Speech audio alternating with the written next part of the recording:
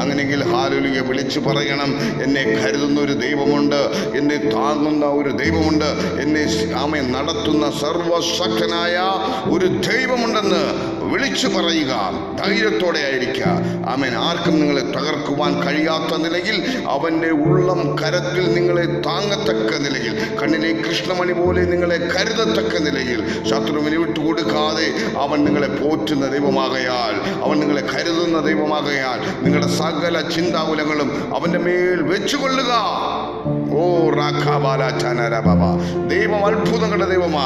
അവനാണ് നിന്നെ വിളിച്ചത്, അവനാണ് നിന്നെ സൃഷ്ടിച്ചത്. ഹല്ലേലൂയ. നിന്റെ ഭാവി നോക്കുന്നത് നിന്റെ കൂട്ടുകാരനല്ല, നിന്റെ ഭാവി നോക്കുന്നത് നിന്റെ വീട്ടുകാരല്ല, നിന്റെ ഭാവി നോക്കുന്നത് നിന്റെ സഹപാഠികളല്ല, നിന്റെ കൂടെ ആമേൻ സഹകരിച്ചവരല്ല നിന്റെ ഭാവി നോക്കുന്നത്, സർവശക്തനായ ദൈവമത്രേ.